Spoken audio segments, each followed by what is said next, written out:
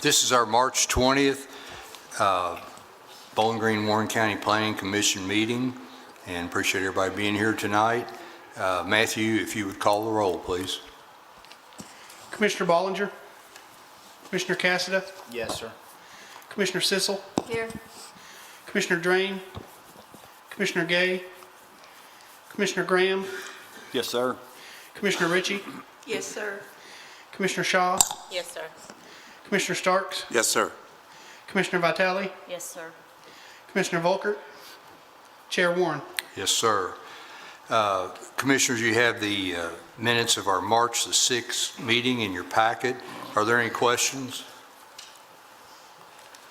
Hearing none, would call for a motion, please. Move that they be approved. Second. Commissioner Starks, Yes, sir. Commissioner Vitale, Abstain. Commissioner Cassida, Abstain. Commissioner Sissel, Abstain. Commissioner Graham, Yes, sir. Commissioner Ritchie, Abstain. Commissioner Shaw, Yes, sir. Chair Warren. Yes, sir. Commissioners, in your packets were our subdivision and site development plans. Are there any questions? All right. We move into new business. Megan, our financial report, please. Good evening, everyone. You should have a budget memo in your packet and then a copy of our budget for next year. I'm just going to start off by giving you guys a quick rundown on our budget. As you guys know, we're operating on a cash budget, so it's important for us to project out what our funds are going to be, or what our budget's going to be for the rest of this year, so that we know what we're going to carry over into next year. You'll notice that on the budget, that's in the green column. And then you'll notice that the yellow column is our proposed budget for next year. Anything that is blue represents a change from this fiscal year to next fiscal year. Just to kind of give you guys some highlights, line number 1, you'll notice our carryover balance is projected to be $588,000 and some change next year. You'll notice that that's a pretty substantial drop from what we had this year. Big reason is construction review fees have been less. If we scroll down just a little bit more, lines 2 and 3, you'll notice an increase there. That is what we're requesting from the city and the county. It's a 2.9% increase. The Kentucky Department of Local Government provides that COLA increase to us every year, and that is the increase that we usually will ask the city and the county to increase our budget. As you guys know, the bulk of our budget is payroll. Let's see. If we scroll down just a little bit more to lines 5 and 6, you'll notice line number 5 is going down quite a bit. That's MPO related funds. We don't have a transportation study scheduled for next year, so that's why that is decreasing. Line 6 is going up just a little bit, transportation funds. Line number 20 is decreasing quite a bit as well. That's our interest income. That's a positive thing though, because that is the money that we hold in the accounts for the sureties for construction projects. That means that we're getting that money back out into the community for the developers to then use on projects. But that also means that we're not sitting on that money and collecting interest, so that amount is going to go down a little bit. You'll notice a little bit, lines 25 through 30, those are our payroll expenses. Those are going up a little bit as well. That's the 2.9% COLA for the most part.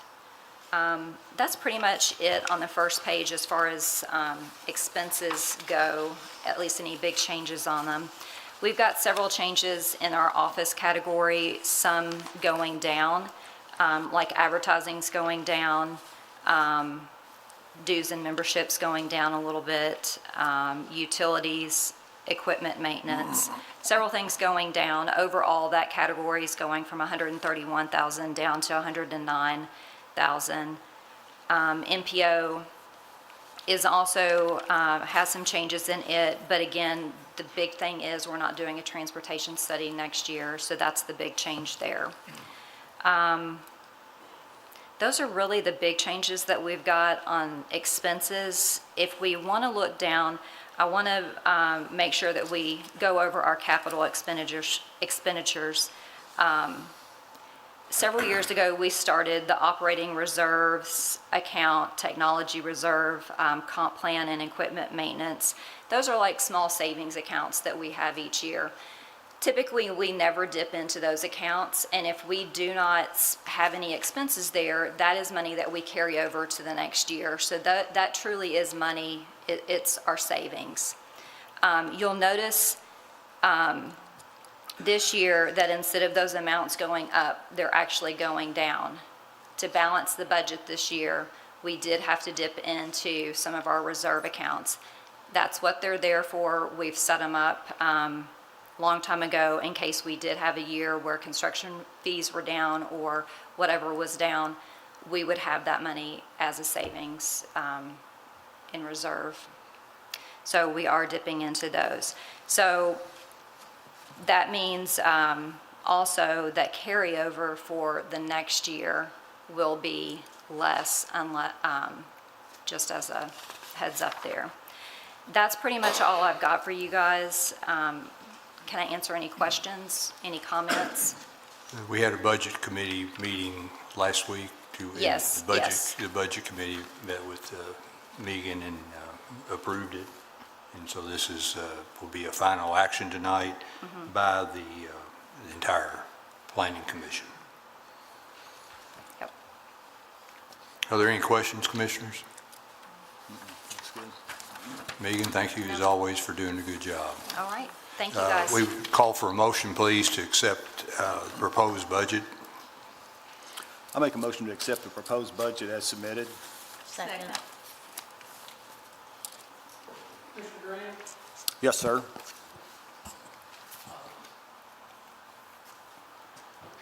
Commissioner Ritchie? Yes, sir. Commissioner Shaw? Yes, sir. Commissioner Starks? Yes, sir. Commissioner Vitale? Yes, sir. Commissioner Cassada? Yes, sir. Commissioner Sissel? Yes. Chair Warren? Yes, sir. Commissioners, in your packets were our letters of credit and performance bonds. You see 3 of them that are being released, is what Megan talked about. We're not holding the money, and the people are completing their projects. Are there any questions on the 3? All right, hearing none, would call for a motion, please. Make a motion that they approve. Second. Commissioner Starks? Yes, sir. Commissioner Vitale? Yes, sir. Commissioner Cassada? Yes, sir. Commissioner Sissel? Yes. Commissioner Graham? Yes, sir. Commissioner Ritchie? Yes, sir. Commissioner Shaw? Yes, sir. Chair Warren? Yes, sir. The motion's approved. We will now enter into our public hearing. Mr. Moore, if you would swear the oath, please, sir. Yes, sir.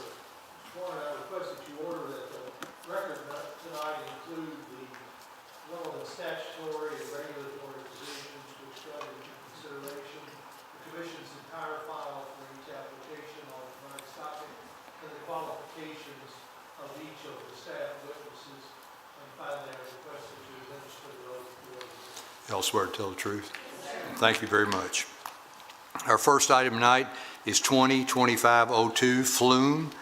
David Buchanan and Judy Buchanan have filed an application for a future land use map amendment for 2.46 acres located on a portion of property at the west corner of Lovers Lane and Mount Victor Lane from low-density residential to commercial.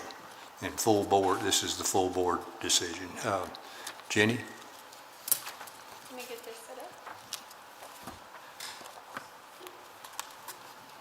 Thank you, Mr. Chair. We had a pre-application meeting for the property you identified in June of last year. The current zoning of the property is RS1A. Current land use is agriculture. And then the current future land use map designation is low-density residential.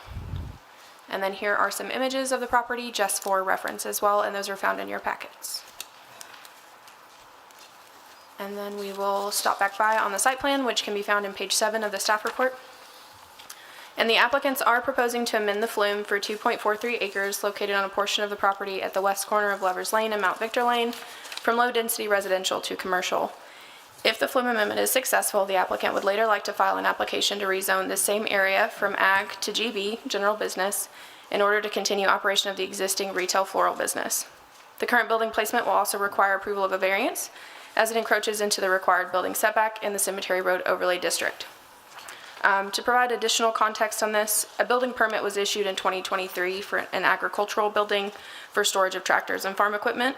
However, the building has since been utilized for a floral shop and retail business. This is not permitted in the current RS1A zone, and an additional permit was applied for in 2024 to expand the business, However, this permit is on hold pending the outcome of this application, possible zone change and variance applications, and approval of an overlay development plan by the Design Review Board.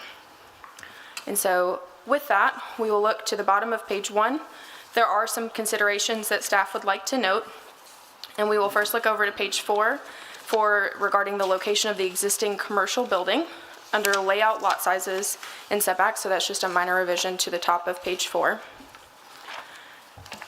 And so looking to that, the existing buildings and proposed site layout are depicted on that site plan in front of you all and on page 7. Setbacks for the area subject to the flume amendment will adhere to the requirements outlined in the zoning ordinance for the Cemetery Road Overlay District, except for the 50-foot building setback and 25-foot landscape buffer required when adjacent to a residential use.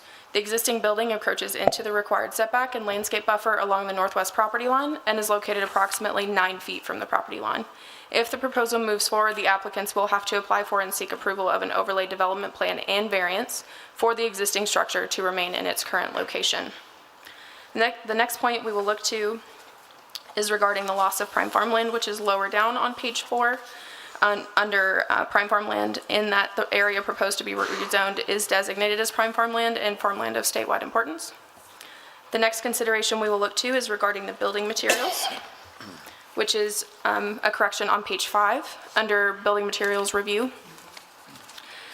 New development in the Cemetery Road Overlay District is subject to specific design standards for that overlay district, which includes standards for high-quality building materials. The current building materials appear to exceed the 75% maximum allowed in the overlay district for architectural metal panels utilizing concealed fasteners. If the project moves forward, the applicants will have to seek approval of an overlay development plan through the Urban Growth Design Review Board. If the current building is found to be out of compliance with current overlay requirements, the applicants will have to work with the Design Review Board to retrofit the existing structure. And then we'll look down to building orientation, which is also on page 5, to the next paragraph. The Cemetery Road Overlay Standards require that all building walls facing any non-cemetery road right-of-way, in this case Lovers Lane, have some form of articulated relief with a minimum of a 24-inch offset or change in direction every 30 feet. The existing structures in the area subject to the flume amendment application do not comply with this requirement. Next, we'll look to landscaping and screening, which is also, or the required landscape buffer along the northwest property line, as referenced earlier, which is also on page 5.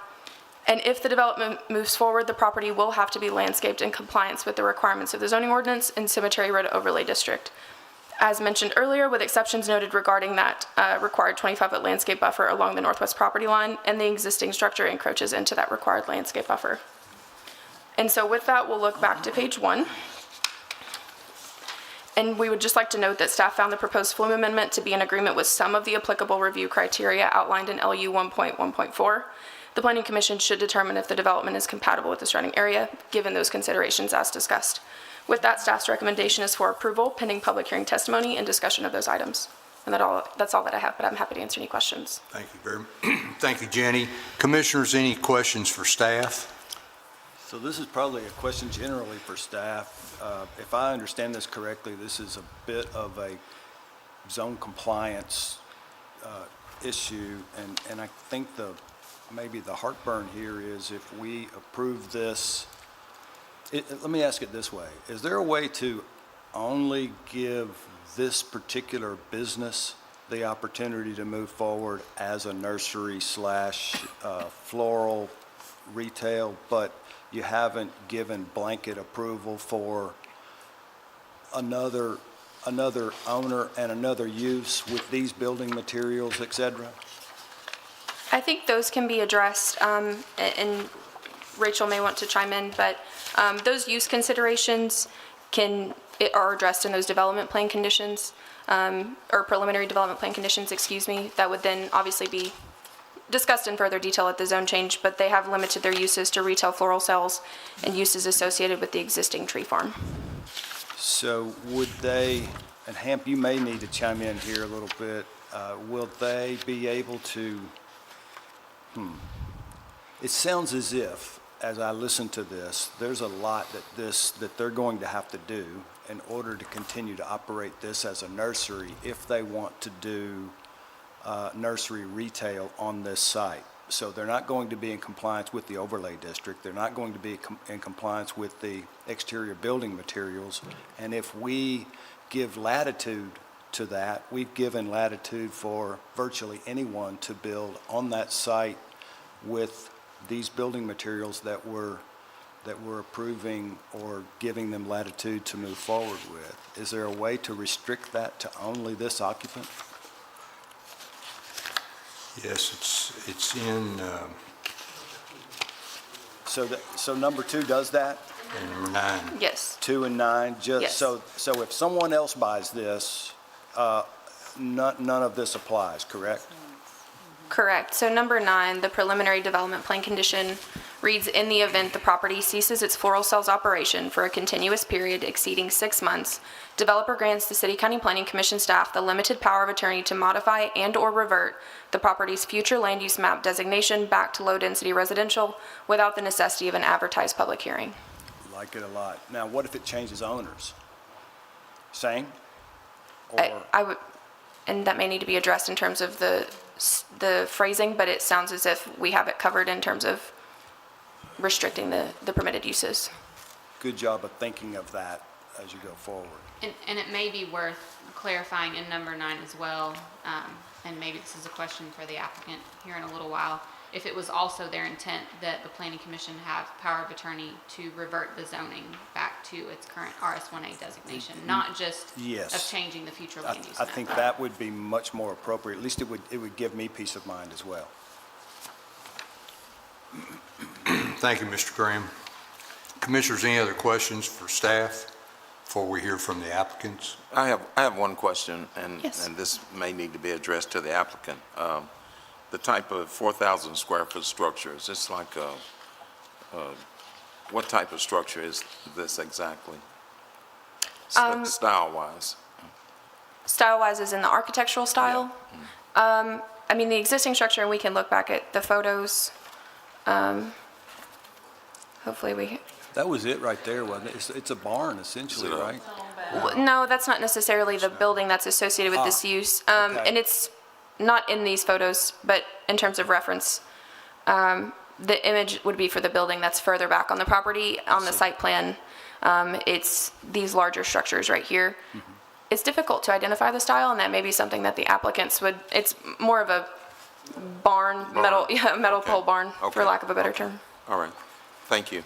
Yeah, I have a question too. yeah. Whenever the building permit was issued in 2023 for an ag building, did it not have the same setbacks as this current? What would need, the setbacks would be for the rezoning or the Plum Amendment? So they did not have the same setbacks because it was associated with an existing agricultural use, and those are not subject to the setbacks that are required for development in the Cemetery Road overlay for something like commercial.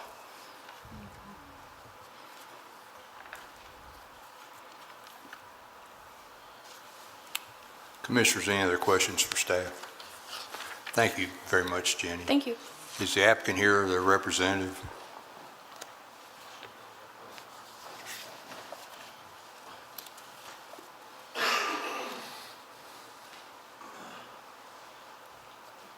Good evening, Chair, Commissioners. Chris Davenport, 921 College Street, and I swear to tell the truth. Thank you, Chris. A little bit of history here that has been explained a little bit by staff. This is kind of a unique situation. Lover's Lane Tree Farm's been there for over 20 years. Mr. Buchanan's present. He's the owner, the operator. Mr. Shirley, the engineer with ACES, is present that worked with us on this.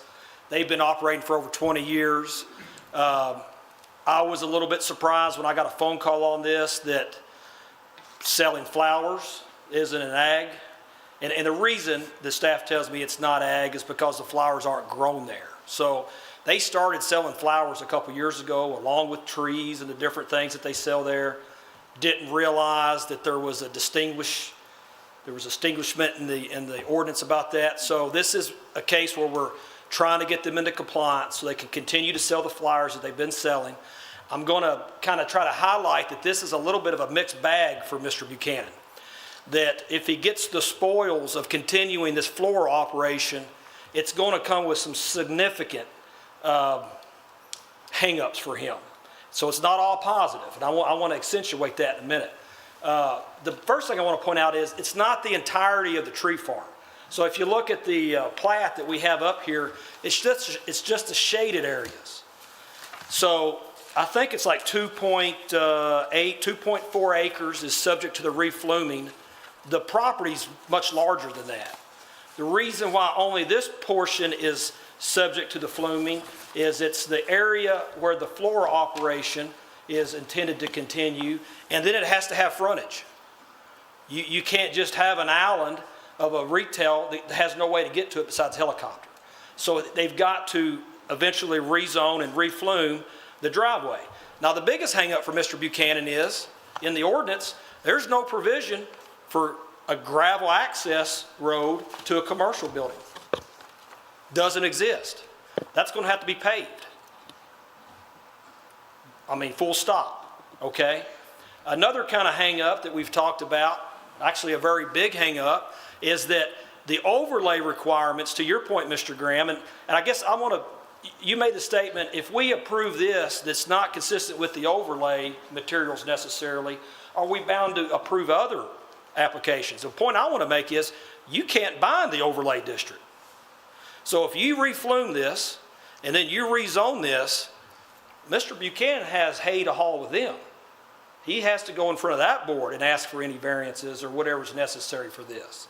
So that's going to be down the road, Mr. Graham, is what I'm suggesting to you. And if the commissioners think that somehow you're tying their hands, I don't think that's an accurate statement. I think that, and staff, if I'm wrong about this, please correct me, but whether they get a variance or what they have to do to retrofit their exterior materials will be for the overlay district. Am I right about that? Okay. Is that? So wouldn't it also be in these DPCs, or am I wrong about that, Chris?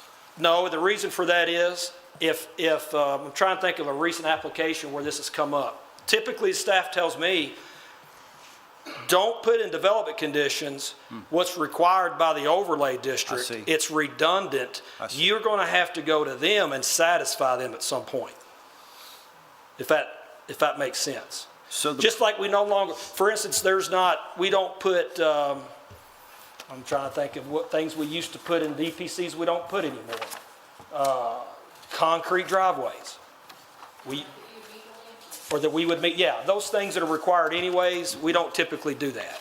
I used to do it because I thought it was a selling point, and the staff told me I was full of it. selling something that we already had, right? Exactly. Okay. So I guess back to my point here is that the first thing I want to accentuate is this entity would operate and will operate no differently than it has been for years. That's the first thing I want to point out. The only thing anybody would see that would say something's different out there is what's probably going to be close to 6 figures in asphalting that driveway. That's the only thing anybody's going to notice.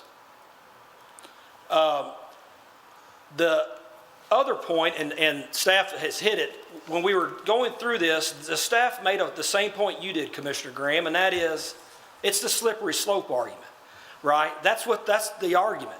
Well, this is a foot in the door. This is the most restrictive use condition I've ever proposed. The only thing that can be used here is the floral business and the ongoing tree farm. That is it. And that reversion condition says even if Mr. Buchanan still owns it, if this floor operation ceases for 6 months, and I will say this, I'll clarify this before I'm done, it is our intent to revert the zoning too. Okay. Now, we don't have to make that change tonight because the development conditions won't be binding tonight.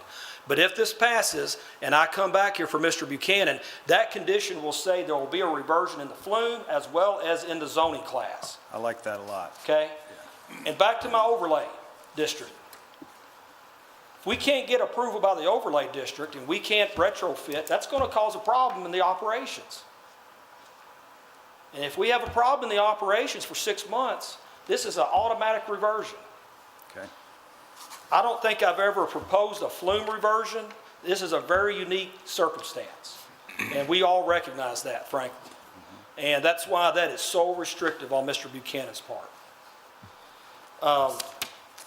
I think that's really what I wanted to highlight. You guys those points were all made.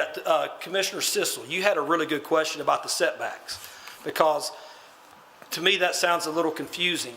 Why do we need to have a variance on a setback on a building that already sits there? It's because the setback, this goes back to not all this is great for Mr. Buchanan. The setback only applies if the property is rezoned. That setback is not applicable to the current agricultural use. You could have chicken coops tomorrow in that setback, and the ordinance says you're fine. So by going to commercial, he is now taking on that setback requirement. And that's why one thing the staff wanted was to keep the border, the vegetation around the borders. They want to keep that the same. We agree to that. It is not our intention to in any way overly affect the distances that are out there right now, if that makes sense. It's a poor way to word it, but just to keep it the same. So again, to my point, if you're out there, the only difference you're going to see is an asphalt driveway instead of a gravel driveway. And in my opinion, that should be beneficial for the area. I don't know how dusty that road gets, but gravel sometimes does get a little dusty. Asphalt does not. With that, I'm happy to answer any questions that y'all might have. Thank you, Chris. Commissioners, any other questions for Mr. Graham? All right. Last thing I would add, Chair Warren, is I will reiterate, from working with the staff on this, they did recommend this for approval after all this process. Thank you all. Thank you. Is there anyone in the audience tonight that has a question or an opposition to this request? Yes, sir. If you'd come to the microphone, please. Yes, sir. If you'd state your name and address, please. Mark Stonex, 1577 Ford's Farm Avenue, All right. Wilmington, Kentucky. Mark, you swear to tell the truth? I do. Thank you. I appreciate you all allowing me to speak today and address this commission. I have great respect for the task that you guys have at hand.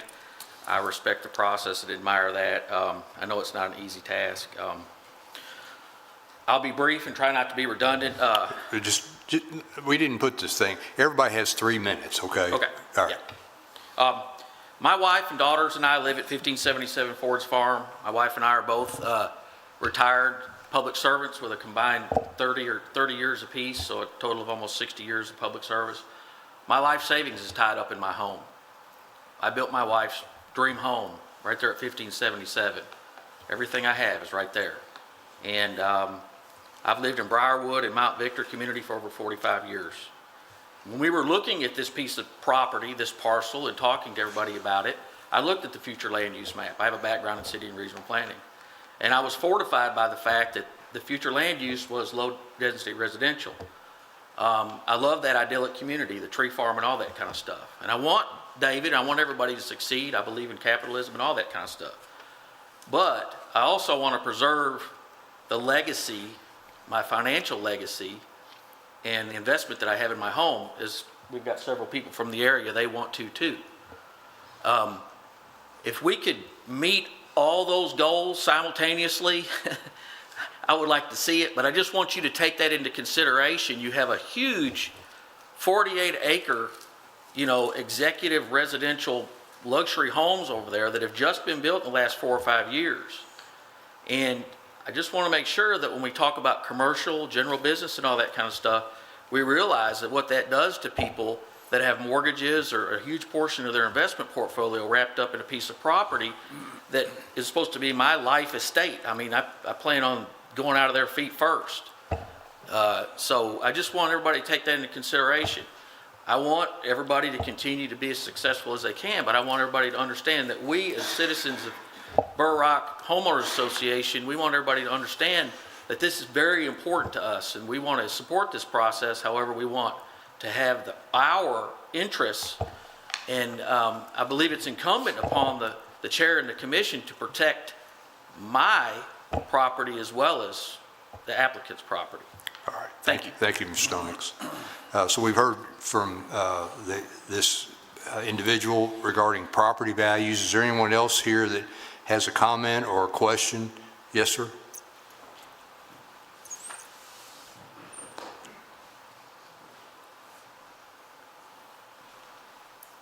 Yes, sir. Your name and address, please.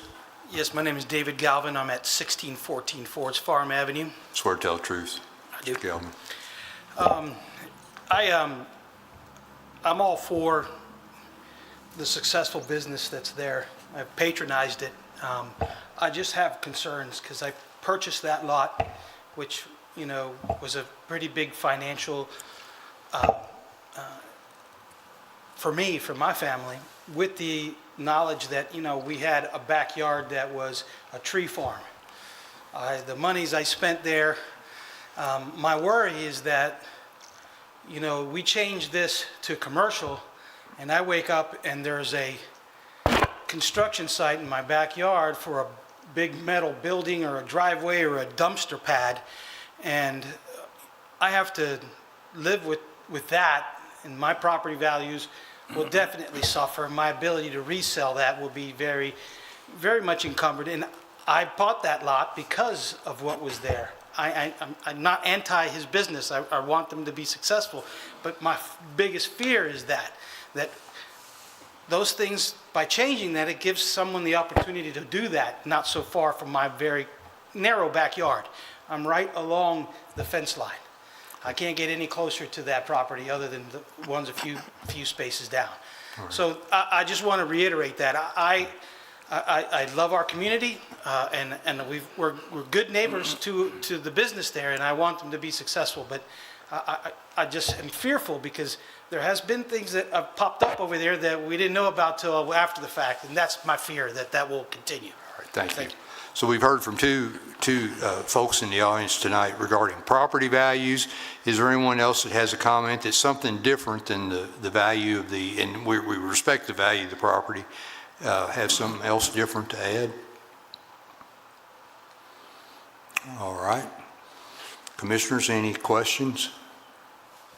So tonight, not all, but this is a flume amendment for tonight. And if it's approved, then the applicants come back in with their next proposal. So we call for a motion, please. Given the Excuse me, Ham, you were going to say something? The question's been asked if the applicant needs an opportunity to respond to any of that. Excuse me. Yeah. I'll take that invitation from Mr. Moore, and I'm going to be really brief. The comments from the two neighbors, I completely understand those. And what I want to point out is, this applicant is not coming here and saying, we want to rezone all of our property commercial, and we promise we're going to do something good with it. We're not going to tell you what it is. But we're going to do something good with it, and we'll tell you later. I appreciate both gentlemen made comments. They like the business that's there. They're supportive of the businesses that is there. And I'll go back to our DPs, or where our mouth is. That's all that's going to be there. And that's the purpose of those DPCs, to address those legitimate comments. Right, and then also you've put the condition in there in 6 months, if this chooses not to operate, then it reverts back. That's one of the primary ones I'm referring to, yes, sir. Thank you. Thank you. Wait a minute, any other questions, Mr. Davenport, before he sits down? All right. Thank you. Commissioners, we've heard the applicants and the people and the folks in the audience. Would call for a motion, please. So given the restrictive nature of the application, I make a motion to approve the proposed future land use map amendment, docket number 2025-02 Flume. Based upon the testimony and documents presented in this public hearing, the proposed Flume amendment has met the criteria to amend the Flume as outlined in LU 1.1.4 in the comprehensive plan. Further, I request that this motion include the summary of evidence and testimony presented by the witnesses at this public hearing. Second. Commissioner Graham, Yes, sir. Commissioner Ritchie, Yes, sir. Commissioner Shaw, Yes, sir. Commissioner Starks, Yes, sir. Commissioner Vitale, Yes, sir. Commissioner Cassada, Yes, sir. Commissioner Sissel, Yes. Chair Warren. Yes, sir. The motion is approved, and it's Planning Commission final action. Thank you all for being here tonight. Our next item tonight is 2025-04 Flume, A&J Strong LLC, care of Josh Strong, has filed an application for a future land use to map amendment for approximately half acres located on the property at 2540 Nashville Road from moderate density residential to commercial. And it's just a full board action. And then also at your desk, commissioners, there were some development plan condition changes. Thank you, Chair Warren. As you mentioned, you do have a revised set of development plan conditions at your seat. The changes are highlighted in yellow. We did receive those after the packet was finalized and mailed to you all. So with that, I'll jump right into the staff report. We had a pre-application meeting back in November for the property at 2540 Nashville Road. The aerial view is here for your reference, and you can see the current zoning is RS1A, which is single-family residential. The current land use is also single-family residential, and the future land use map is moderate density residential. Here are some property photos for your review. And then we will get back to the concept plan. And the applicants have requested to amend the future land use map from moderate density residential to commercial. And if the future land use map amendment is successful, the applicant would later like to file an application to rezone the same area from RS1A to general business in order to develop the property with an up to 6,000 square foot retail building and associated parking, which is what is shown on the concept plan. In our review, the staff found that the proposed future land use map amendment is in agreement with the majority of the applicable review criteria outlined in LU 1.1.4 and found the proposal to be generally compatible with the surrounding area. We did have several items for your consideration. However, those have now been addressed with the submission of the revised set of development plan conditions that are at your seat. And so therefore, our staff recommendation is for approval pending any public hearing testimony and discussion. I'd be happy to answer any questions. Thank you, Rachel. Commissioners, any questions for staff? So, Rachel, would this abut a residential? Sorry, can you repeat the question? Would this abut residential? It does. Let me go back to the land use map. And you can see the property outlined in red. So to the north, you would have commercial property, and then to the east, you would have single-family residential. Okay, and I assume it goes without saying they would have to meet those landscape requirements, et cetera, where there's two different zonings. Yes, sir. There's a minimum 10-foot incompatible land use buffer for landscaping in addition to a 40-foot building setback. Okay, very good. Thank you. Yes, sir. Commissioners, any other questions for staff?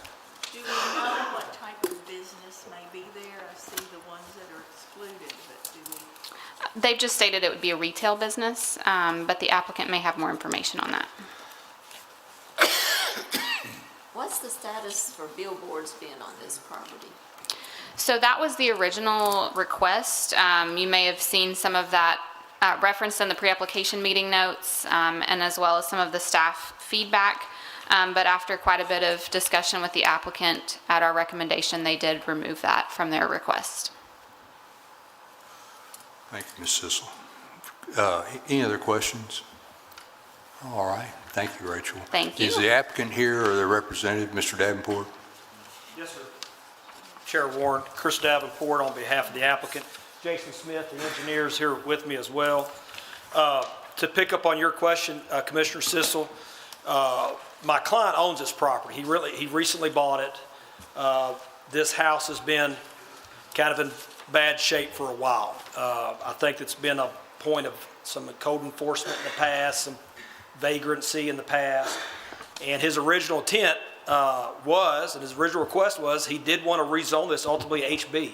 This is in an area of the town that the billboards are allowed.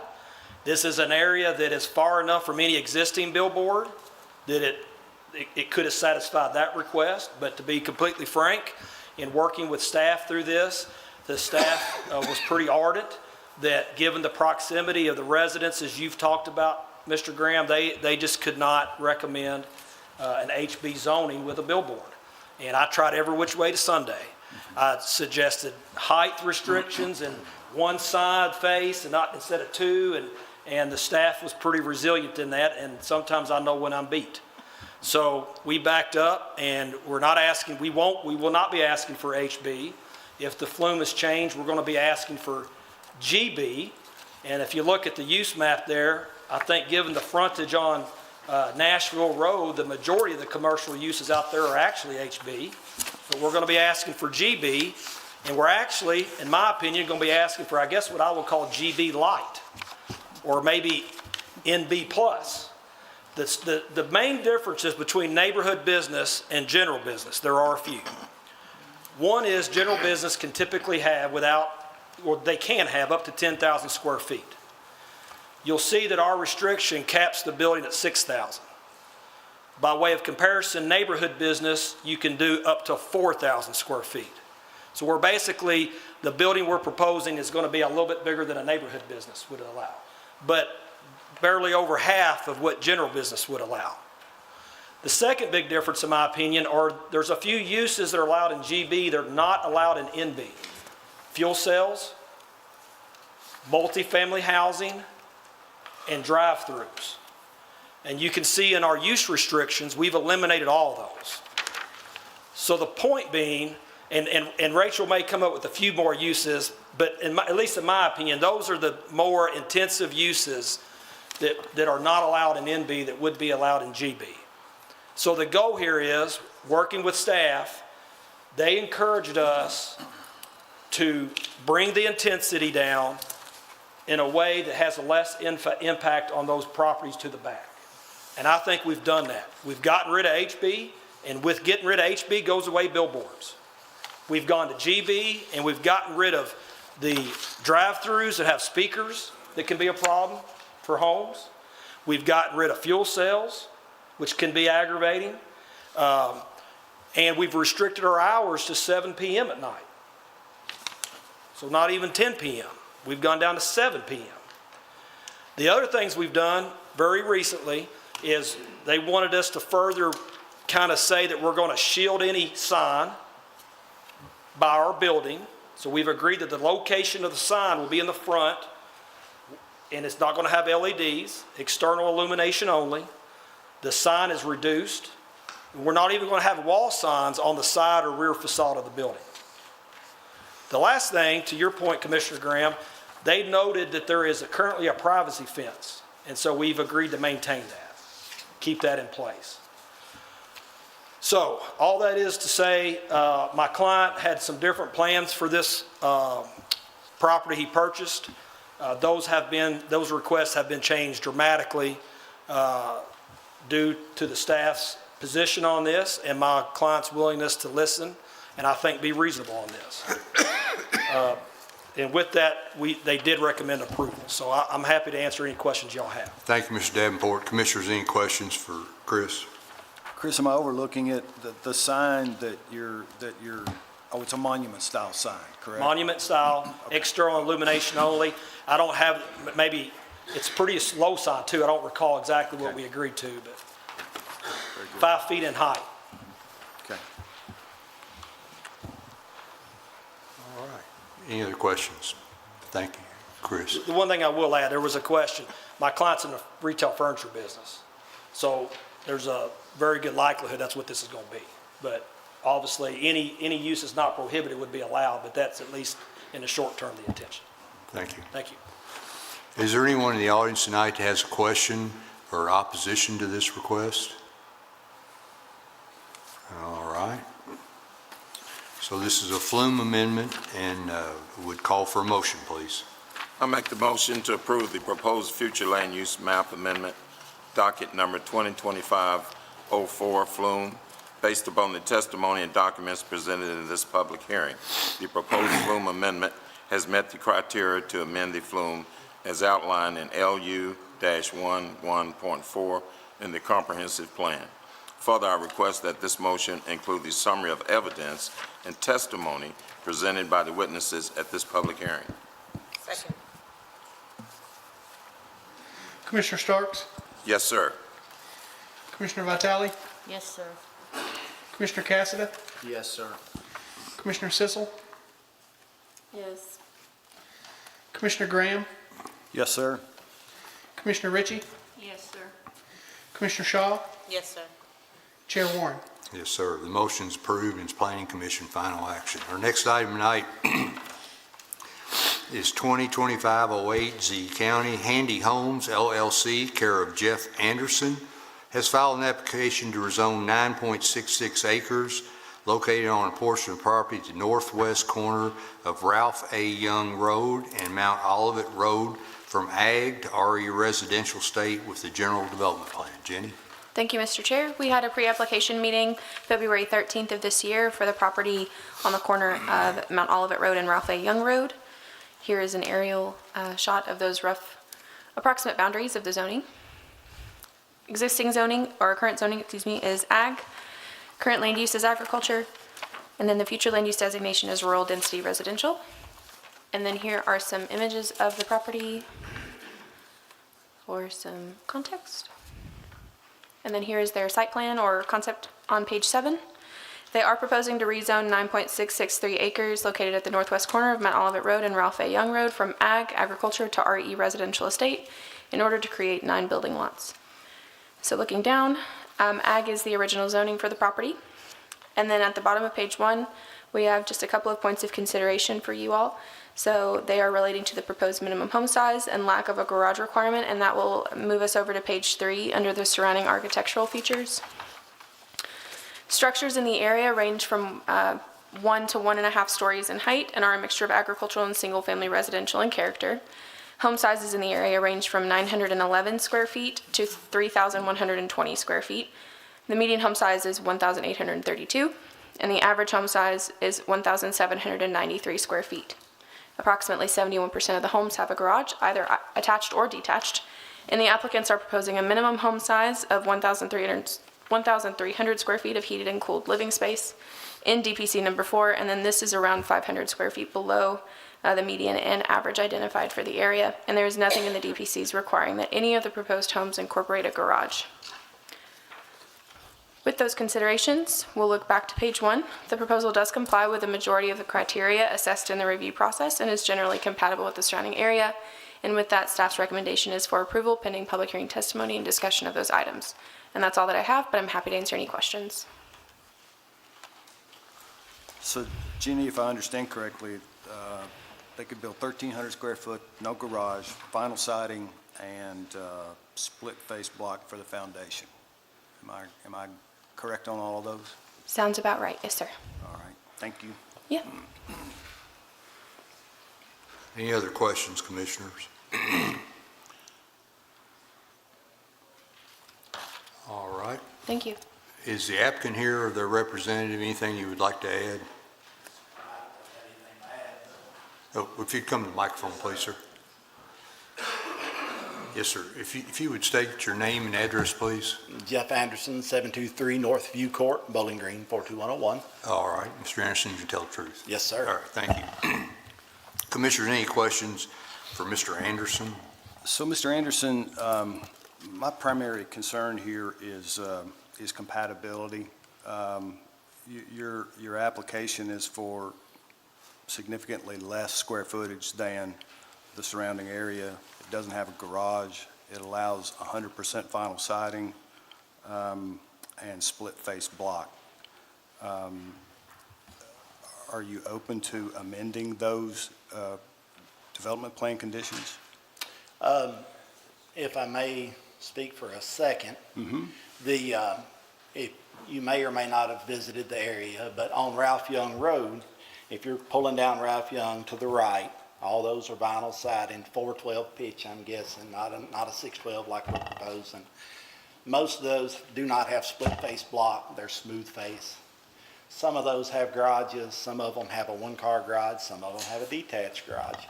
You go on down to the curve, the house should be in Old Stone and a gate behind the gate. There's three different, to the left of the property here on Mount Olivet Road, there's a modular home, which, that's great. I keep touching that, don't I? Then on Ralph Young Road, there's two modular homes. Across from Mount Olivet Road there, none of those, maybe one of those houses have garage, but they're brick. So this area there's a little bit of everything, I guess is what I'm saying.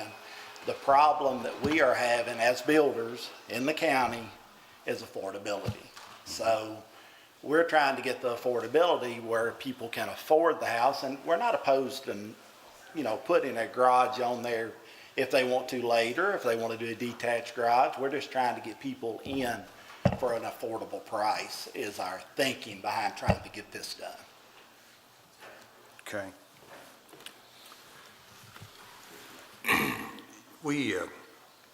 Mr. Anderson, we see this very often, Yes, sir. and what we try to do is not to restrict the developer, but also in the past, there's just been a hodgepodge, as you have said, of different things happening. And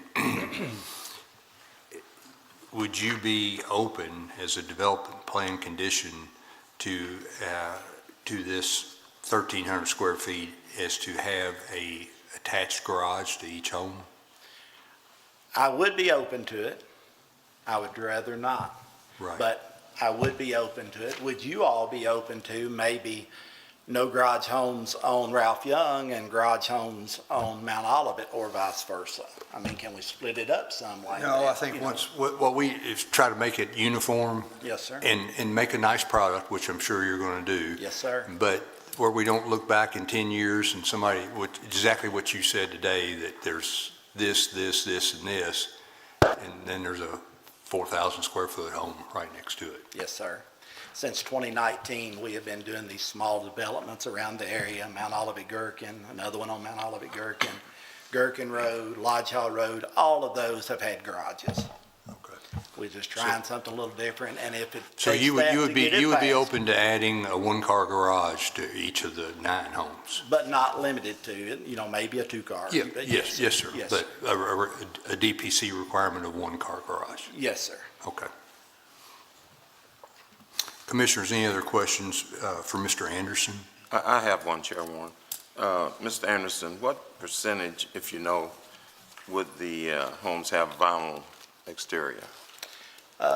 On Ralph Young Road, Yes. everything down through there to the curve, Okay. if I'm not mistaken, is all vinyl. Across the road on Mount Olivet Road, majority of those are brick. Okay, thank you. Yes, sir. All right, Commissioners, any other questions for Mr. Anderson? We will ask you to sit down and then come back up and make Yes, this after we hear from the audience. Yes, sir. don't Thank you. care. So is there anyone in the audience tonight that has a question or an opposition to this request? Yes, sir. Yes, sir. If you'd state your name and address, please. My name's Lanny Copeland, and I have a house at 396 Ralph Young Road. Mr. Copeland? Yes. Would you swear to tell the truth? Thank you. Thank you. My name's Lanny Copeland. I'm a retired family physician, and my wife and I began buying timberland on Ralph Young Road about 15 years ago prior to retirement. We're now there, and I manage our timberland full-time, so that's my job now. So, first of all, I want to say that we are not opposed to a subdivision along Ralph Young. We know that it's inevitable, it's coming, and we're not opposed to that. we are opposed. There are a few things that I'd like to point out to start out with, and then get to kind of, I think, the meat of the problem. A couple of things that I worry about is the wastewater and the sewage septic system. I thought it was interesting on the page 2 where it talks about wastewater adequacy.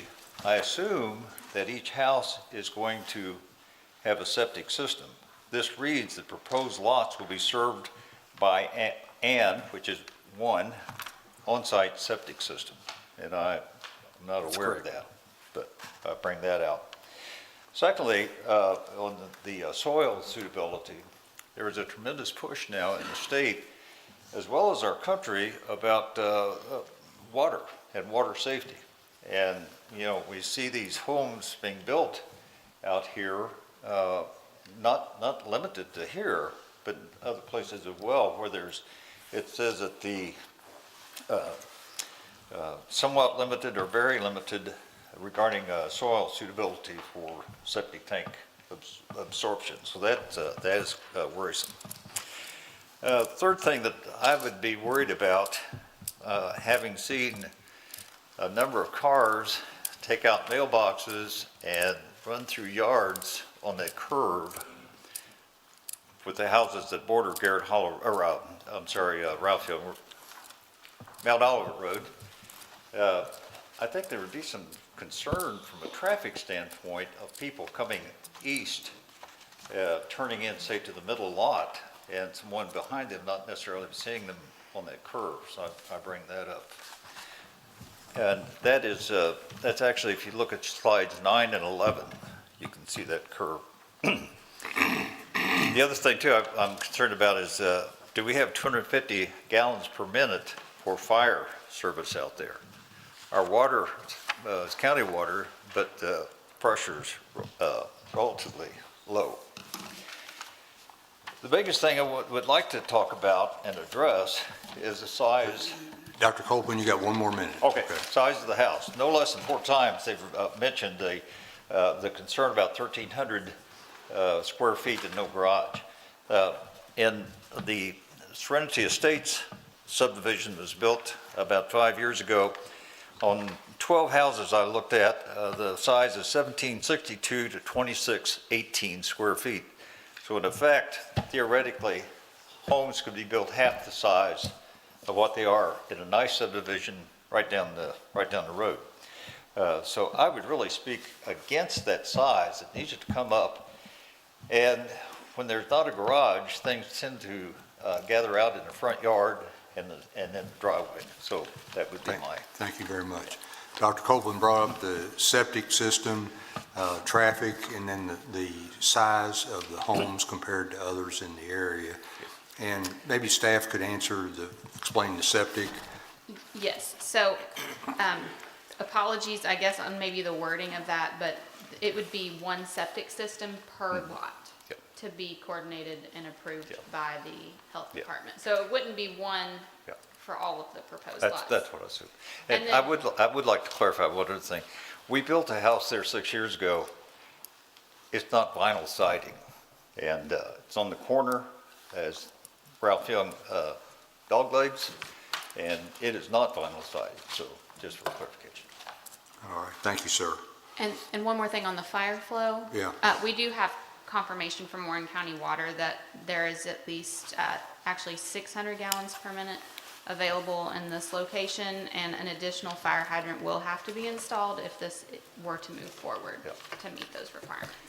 Well, can I say one other thing? I took exception to about the garages on the east side of Ralph Young Road. The majority of those people have either attached garage or unattached, but there's one that I know of that does not. But Well, the applicant had agreed to attach a one-car garage to each of the houses. Yeah.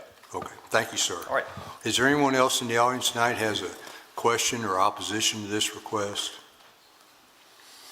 All right. Any other questions, commissioners, before we call the applicant back up? Mr. Anderson, if you would come back up here, please.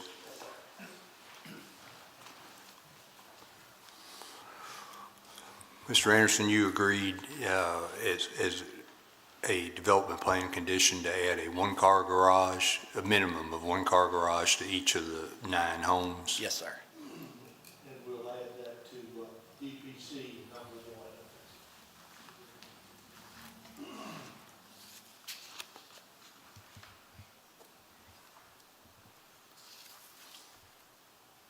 Is that it? You agree to that? Okay. Yes, sir. All right, thank you. Yes, sir. All right. Any other questions for the applicant before we call for a motion, please?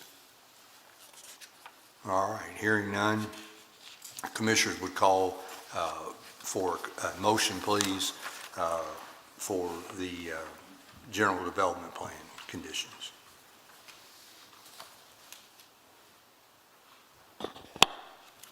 I'll make the motion to approve the proposed zoning map amendment together with and condition upon the general development plan docket number 2025-08Z County. Based upon the testimony and documents presented in this public hearing, the proposed zoning map amendment is consistent with the adopted Focus 2030 comprehensive plan as demonstrated by its compliance with the objectives and action items presented in the staff report. Therefore, the proposed zoning map amendment is in agreement with the adopted comprehensive plan. Further, I request that this motion include the summary of evidence and testimony presented by the witnesses at this public hearing. Second. Commissioner Starks, Yes, sir. Commissioner Vitale, Yes, sir. Commissioner Graham, I have concerns about compatibility. I'm going to say no. Commissioner Shaw, Yes. Chair Warren. Yes, the motion is approved. Final action, Planning Commission final action in 21 days unless a request is made to the legislative body to hear the item. Our next item tonight is 2025-09 County. Briscoe Development 2024, care of Rodney Rogers, has filed an application to rezone 36.325 acres located at 0 Louisville Road, approximately 2,700 feet northeast of Lauren Avery Drive, from RM multifamily residential and general business to RM4 multifamily residential and highway business with the general development plan. Yes, Amy? thank you, Mr. Chair. We had a pre-application meeting December of last year for the property that you mentioned. Here is an aerial view for reference. Current zoning is RM4 in general business. Current land use is agriculture and commercial. And the future land use designation is mixed use commercial and high density residential. Here are a few photos for reference. This is looking across the street from the property. The existing apartments that are across the street, across the road. Here's a view of the entrance of the property and then the existing commercial business that's there.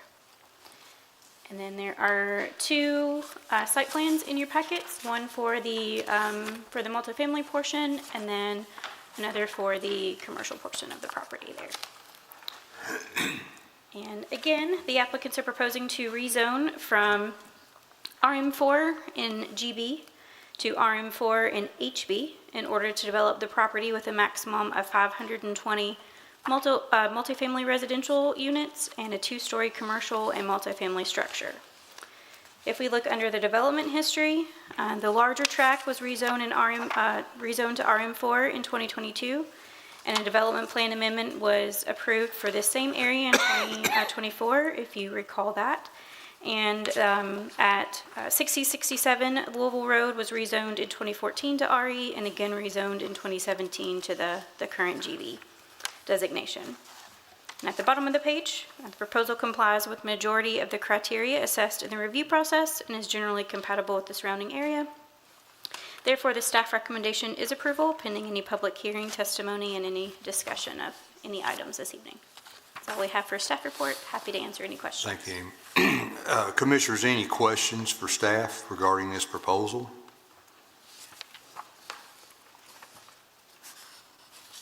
All right, thank you. Is the applicant here or the representative anything you'd like to add? I will just, Chris Davenport, Chair Warren, if this looks familiar, this project was rezoned. I rezoned this for Mr. Rogers and his company a couple years ago, I think. What's different is, when we did that, this was not included in that rezoning. That's an existing, I think it's like a Latin food store. It has like a retail operation. Mr. Rogers is buying that. We're bringing that into the development. And that commercial and RM4 line's shifting a little bit to accommodate a new building. So that building will be taken down. There'll be a new building put in, and that owner will occupy that new space. So the number of the RM4 that's previously approved is not changing. That's staying the same. That development's basically the same. We're just shifting this frontage where the AB or the HB is and where the RM4 is to build a new building, essentially. All access to the new building will be off the boulevard entrance. All right, thank you, Chris. Thank you. Before you sit down, Commissioners, any questions for Mr. Graham? All right, Thanks. Thank you. Is there anyone in the audience tonight that has a question or opposition to this request? All right, hearing none, would call for a motion, please. I make a motion to approve the proposed zoning map amendment together with condition upon the general development plan, docket number 2025-09Z County. Based upon the testimony and documents presented in this public hearing, the proposed zoning map amendment is consistent with the adopted Focus 2030 comprehensive plan as demonstrated by its compliance with the objectives and action items presented in the staff report. Therefore, the proposed zoning map amendment is in agreement with the adopted comprehensive plan. Further, I request that this motion include a summary of evidence and testimony presented by the witnesses at this public hearing. Second. Commissioner Graham, Yes, sir. Commissioner Shaw, Yes, sir. Commissioner Starks, Yes. Commissioner Vitale, Yes, sir. Chair Warren. Yes, sir. The motion's approved. Planning Commission final action unless a request is made for the legislative body to hear the item. Our next item tonight is 2025-10Z BG Warren County Covington Farms Development LLC, care of Johnston Boyd, has filed an application to rezone 9/10 of an acre located at Old Barren River Road, approximately 292 feet southeast of Veterans Memorial Boulevard, from RE Residential Estate and RM3 Townhouse Multifamily Residential to RM3 Townhouse Multifamily Residential with a general development plan. Amy. Yes, thank you, Mr. Chair. We had a pre-application meeting in December of last year for the property that you mentioned. Here's an aerial view for reference. The current zoning is Ag and RM3. The current land use is vacant, and the future land use designation is mixed-use commercial. Here are some photos of the property for review.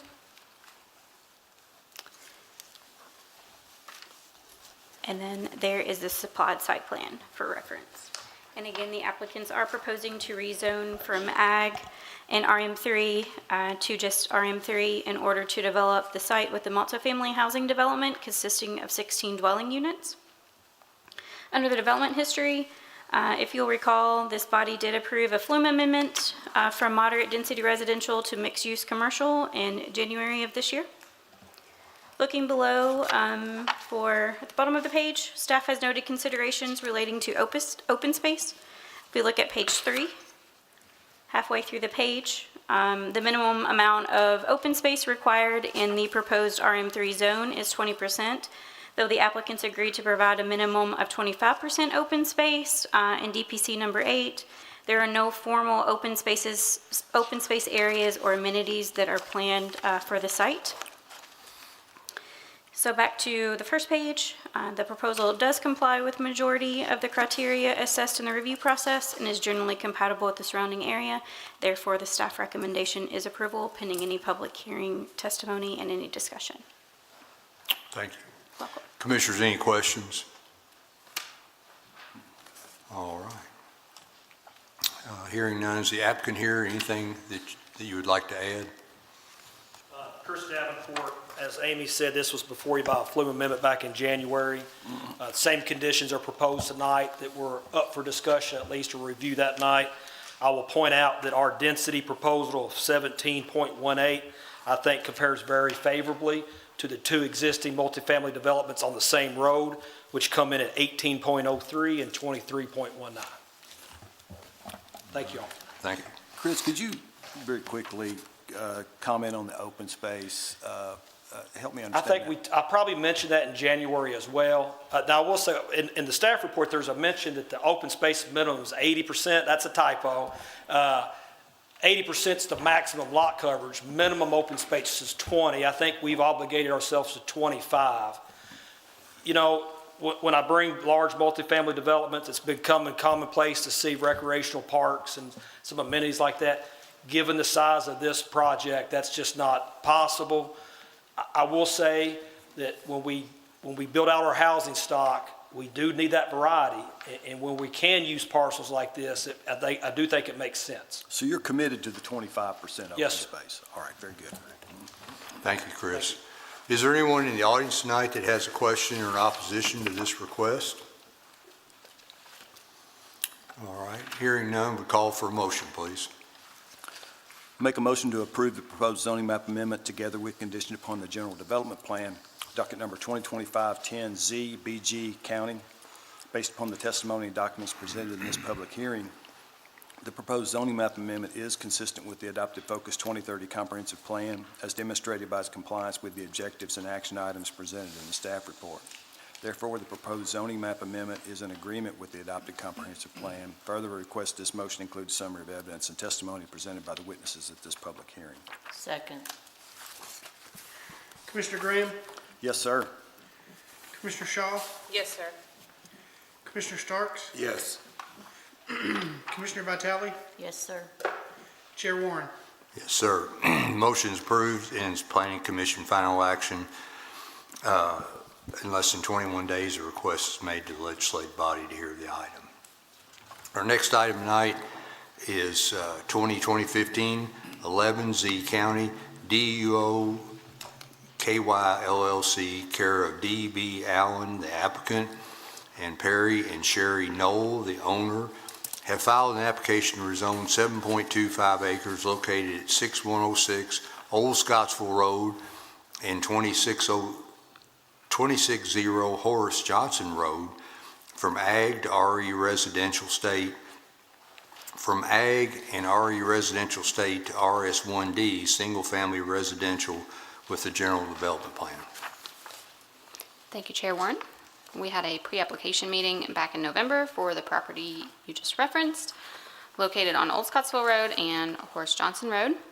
And the applicants have requested to rezone the property to RS1D in order to develop the property with a maximum of 31 single-family residential lots. The proposed development includes a mix of both attached and detached single-family lots. Here's the aerial view of the property. And the current zoning is Ag and RE. The current land use is Ag and single-family. And the future land use map is low-density residential.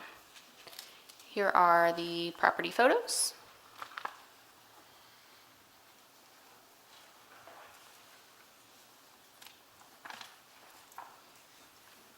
And then we'll leave the concept up as we review the rest of the staff report. So in our review of the comprehensive plan criteria, we did find that the proposal complies with the majority of what we reviewed in the process, and we found the proposal to be generally compatible with the surrounding area. There are some items for your consideration. So we're going to jump to page 2, and we're going to look at the layout, lot sizes, and setbacks. We have noted some considerations looking at the lot sizes and lot widths. So as you can see, the proposed layout is depicted on the concept that is on the screen. And as I mentioned, the applicant is proposing a mix of both single-family attached and detached lots. You can see at the front, as you enter the development, you would find the single-family detached homes. According to the RS1D development standards, those would include a minimum lot width of 25 feet with a minimum lot size of 2,500 square feet per lot. Looking at the detached single-family lots toward the rear portion of the development, the minimum lot size in the RS1D zone for those lots would be 5,000 square feet with a minimum lot width of 50 feet. And we have noted at the end of that paragraph on page 2 that lots in the immediate vicinity are at least 100 feet in width and have a minimum lot size of around 17,000 square feet.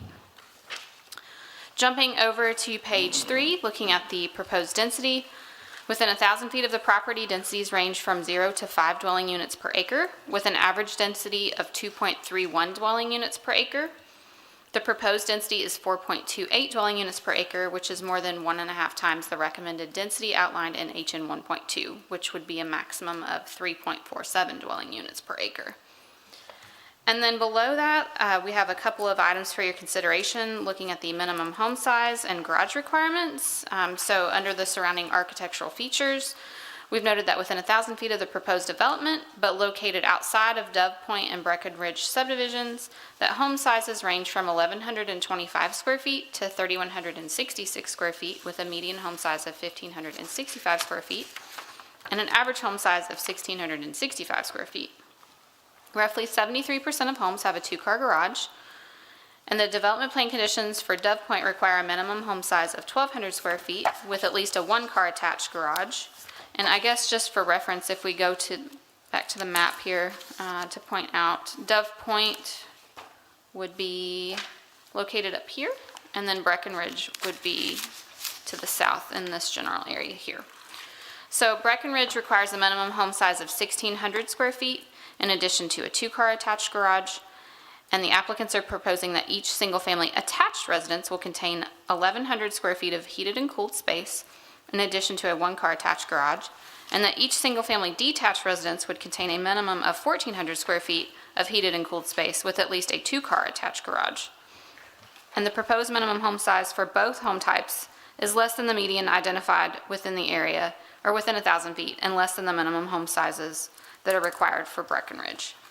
The minimum home size for the attached single-family homes is also less than the minimum home size required for Dove Point, and the 1-car garage requirement for the attached single-family homes is not consistent with the majority of homes in the area. And then the last item for your consideration is at the bottom of page 3, proposed open space. The applicant agreed that the development will contain no less than 35% open space. And the minimum amount of open space per lot required in the proposed RS1D zone is 25%. And the only other open space area shown on the attached plan is a detention basin. I believe that is all for the staff report. With that, our recommendation is for approval, pending public hearing testimony and discussion. Be happy to answer any questions. Thank you, Rachel. Commissioners, any questions regarding this proposal to staff? All right, hearing none, the applicant here or their representative? Chris Davenport again, Chair Warren. I still swear to tell the truth. I do have one question for Rachel, if I might.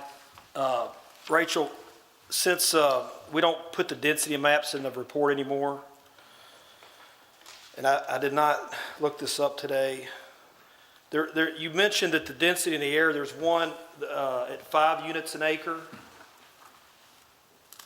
in the report within 1,000 feet. Is that Dove Point?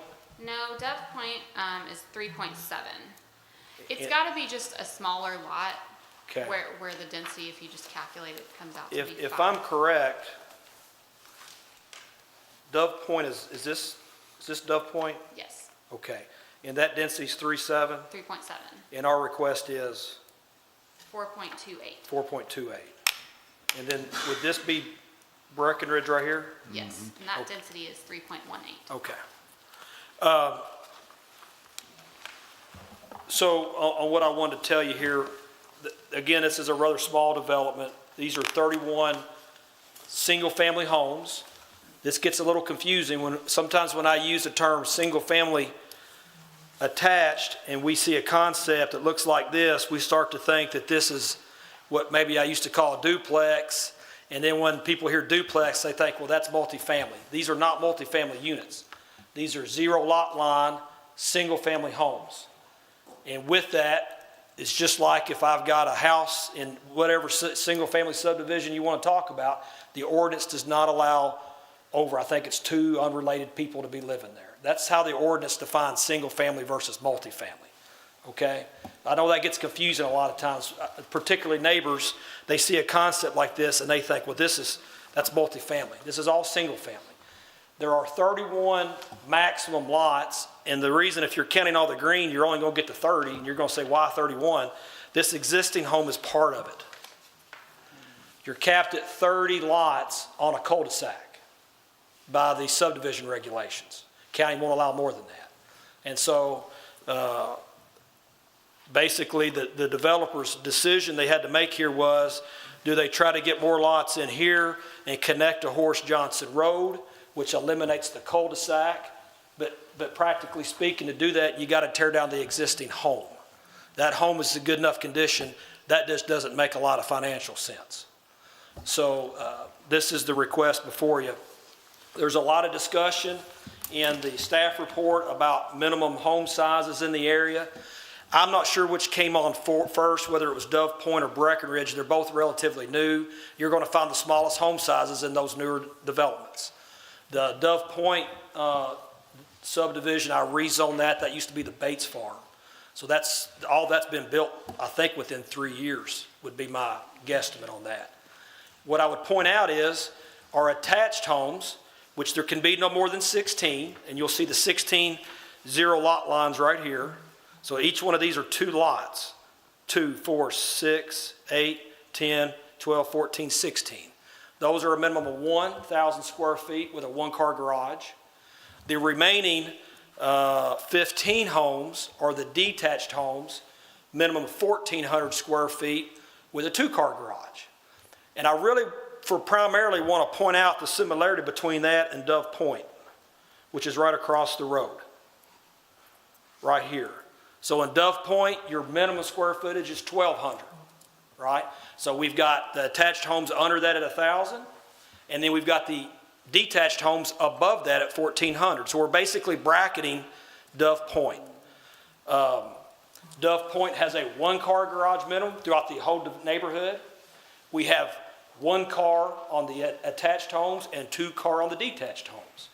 So all that is to say, I believe this development compares very, very well with the more recent developments in that area, and it provides some flexibility and some variety in the housing stock in the area. Some of our homes are going to be bigger than the minimums in the other neighborhoods. Admittedly, some of our homes will be a little bit smaller than the ones in the other neighborhoods, but that's what variety is. Variety just can't work one way. We'll have minimum square homes of 8,000 square feet in the whole county if we do that. So I would submit to you, this does provide variety. It's a good use of this land in question. As far as the traffic, the county folks were all involved with this, and they were happy with the cul-de-sac design and how we've laid this out. So with that, I think that's all the points I wanted to point out to y'all. I'm happy to answer any questions y'all have. Commissioners, any questions for Mr. Davenport? Chris, I'm assuming the facade of the homes that's being proposed will be similar or to what's on the facade on the existing homes? Yeah, listen, the word we're all going to talk about is vinyl.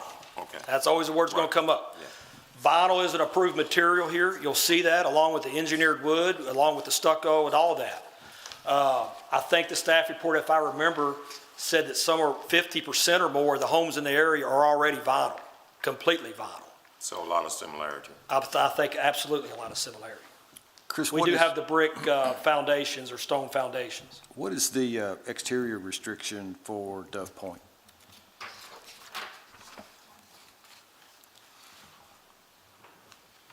Dove Point requires brick, stone, cementitious, or engineering wood siding or modern masonry materials, vinyl and soffits only. That would be the distinguishing factor. Okay. Is your client open to any compromise there? I can always ask. Let's hold it until we hear comments. Yes, sir. And we'll come back. Primarily on the vinyl is your question, That's I think. it, yeah. Okay. Thank you, Chris. Thank you. Or, excuse me, any other questions? Okay. Is there anyone in the audience tonight has a question regarding this application? Yes, sir. If you come to the microphone. Yes, sir. If you'd state your name and address, please, sir. Russell Barton, 201 Saddlebrook Way, Alberton. Mr. Barton, you swear to tell the truth? Yes, sir. Thank you. Thanks for letting me talk. My lot backs up to this development. I'm on Saddlebrook Way. You know, we don't have a problem, my wife, with this development coming in. I mean, it's like Mr. Copeland said, it's inevitable that it's going to happen. But I did want to, and I do agree with all the concerns that staff pointed out, but I don't think, I mean, the ones that she mentioned don't seem to have been addressed. Anyway, the lots are smaller in size, greater in density. We compared with lots, you know, within 1,000 feet. The density is 1.5 times what is allowed. And then the last thing is the 16 twin homes, you know. We don't have any kind of concept that shows what that looks like, those look like. I don't. I didn't see it anywhere. So it's hard to imagine what that will look like. And whether, if it looks good or not, you know, that and these other things I mentioned are just, in my view, are not compatible with the surrounding area. Okay, that's all I have. Thank you, sir. Thank you. All right. Is there anyone else in the audience tonight that has a question regarding this or a comment? Thank you, Mr. Barton. Mr. Davenport, if you come back up to the microphone. I do have a concession for you that I hope meets the commission's approval. With regard to the attached homes, that would be 16 of those. My client's agreeable to a development condition that the first floor front facade shall be masonry. And to give an idea what that looks like, the anticipation would be the second floor would be gables. So they would want the ability to use vinyl shake or materials like that in those gables on the second floor. But the front facades, which is the vast majority of the front facades, the first floor front facades would be masonry. So could we pin that down just a little bit more, Chris? Sure. So a second floor typically means an exterior wall full height. What I think what you're referring to is in the case of a 1.5 stories, right? There's going to be a gable there. I'm okay with that if we restrict it to just gables. Okay, let me make, because Okay. you know way more about these designs than I do.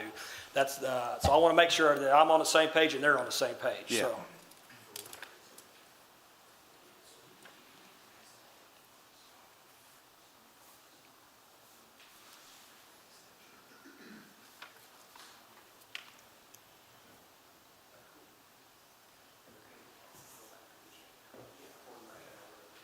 So how about if we said the front facades of the single-family attached homes excluding gables shall be masonry? I like that. Yeah, I like that.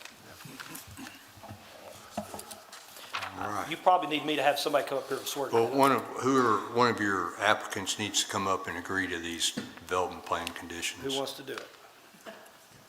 Mr. Allen. Yes, sir. If you'd state your name and address, please, sir. D.B. Allen, I live at 140 Most Lane, Bowling Green. Swear to tell the truth. I do. Yes, sir. You heard, go ahead, Chris. Mr. Allen, did you hear the additional condition that would state that the front facades of the single-family attached homes excluding gables shall be masonry material? That's correct. You agree to that? Yes. Will you sign that when I send it to you? Mhm. Thank you. Thank you, sir. All right, we've had the hearing on this.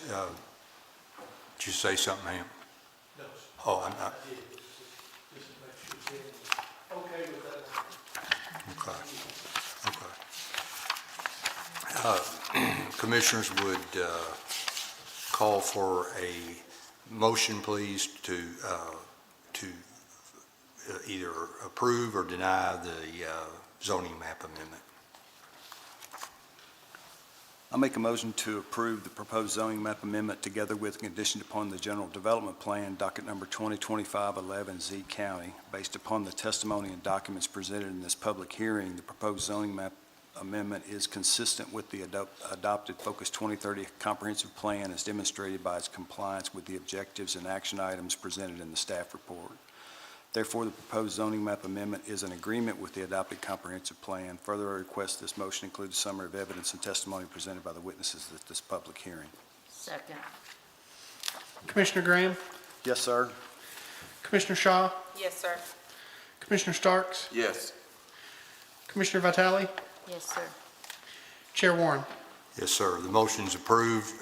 Planning Commission final action in 21 days unless a request is made to the legislative body to hear the item. Our last item tonight is 2025-12Z County STNL Development LLC, care of Christopher Canary, the applicant, and Suits Me 3 LLC, David Tarter, owner, have filed an application to rezone 29.99 acres located at 6698 Nashville Road from Ag to RM4, multifamily residential and highway business with a general development plan. Ms. Hurd?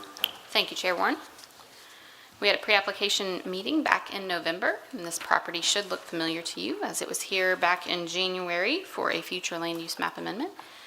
That was approved, and so here we are at the next step, looking at a rezoning of the property from Ag to HB and RM4 in order to develop the property with a mix of commercial and multifamily residential uses. The proposed development will consist of a maximum of 216 multifamily units. Here's the aerial view of the property. Current zoning is Ag. Land use is also Ag, and the future land use map is now commercial and high-density residential. Here are the property photos for reference.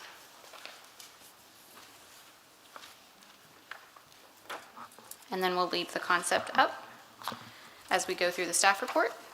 You'll see that we did find the proposal complies with the majority of the criteria assessed in the review process, and found the proposal to be generally compatible with the surrounding area. We have a few items for your consideration. The first of those being loss of prime farmland. As noted on page 3, about 2/3 of the property is classified as prime farmland. Also, a couple of items relating to building height and the bulk and scale of the proposed structures. That information is contained within the surrounding architectural features section on page 3. Staff has noted that nearby residential structures located on Nashville Road and Dillard Road range from 1 to 2 stories in height. There is a 1-story commercial structure and greenhouse in the vicinity of the proposed development located on Nashville Road. Industrial properties that are located closer to the southern intersection of Old Nashville Road Loop Number 2 and Nashville Road contain 1- and 2-story structures. The applicants are proposing a maximum building height of 3 stories for the RM4 portion of the development. Commercial parcels in the immediate vicinity contain buildings of 10,000 square feet or less in size. Multifamily structures are limited to no more than 8 units per building, not 24 units as proposed. And then last, looking at the pedestrian connection requirements, that's going to be found on page number 4 under pedestrian, bicycle, and transit facilities. We have noted that there are no existing bike ped or transit facilities that currently serve this area. However, the applicants did agree to provide internal sidewalks that connect with the sidewalks along public streets into the commercial development along Nashville Road. Staff suggested extending the pedestrian amenities to the commercial out parcels along Nashville Road through the main commercial portion of the development. However, this was left unaddressed. Looking back at page 1, you'll see that our recommendation is for approval pending public hearing, testimony, and discussion. That is all for the staff report, but I'll be happy to answer any questions. Thank you, Rachel. Commissioners, any questions for staff? So, Rachel, DPC number 5, I may be reading this wrong. It speaks of 70% LP smart siding, brick, masonry, materials, et cetera. And is that a period? And then it says block and vinyl are not allowed as an exterior facade except in soffits? That is the way that reads. It may be that it was just vinyl that was meant to be exempted there. I would let the applicant clarify that. Okay, very good, thank you. Thank you, Mr. Graham. Commissioners, any other questions? Is the applicant here or their representative? Any comments you'd like to make? It's been a very long night, and I don't want to belabor the point, but I will say, Chris Davenport, frankly, I'm not sure about this sentence. I know we're not going to use block in soffits. Okay, so. That much I can tell you, Commissioner Graham. I thought maybe I lost my glasses or something here, and I wasn't with you. And this development not going to have vinyl, at least not unless it's in soffits, I guess, but it won't be anything else. So I don't know what y'all want me to do about that, Rachel. If that's something maybe we can, I don't know if that's what I submitted, or if the typo's on my end or your all's end, frankly, but that's clearly a typo on somebody's part. So it's on my end, you're saying.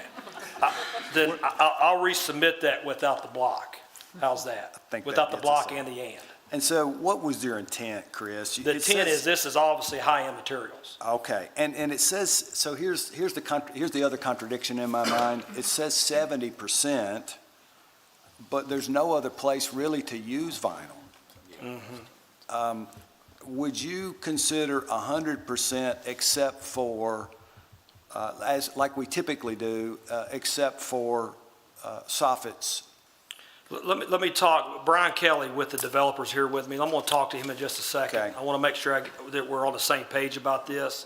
Because it doesn't sound like they have any intent, really. Not at all. Yeah. I mean, again, it's been a long night, and I don't want to give this application, this is an application that's going to be a gem when I look back, and I'm going to be happy I brought this. Yeah. Okay? Okay. And I did want to say this, if you look at DPCs 9 and 11, they're the most extensive traffic conditions I think I've been a part of, and I want to give some kudos to some people. Brian Shirley, Jeff Arnold, and Brandy Zachary at ACES, Joe Plunk over at KYTC, Sarah Payton at KYTC, and your zoning staff have worked tirelessly on this application. I think it's a great application. I'd like to tighten up that Yes, number 5, and based on what I read here, it's exactly what your applicant wants to do anyway. So let me talk to my client, okay? Okay.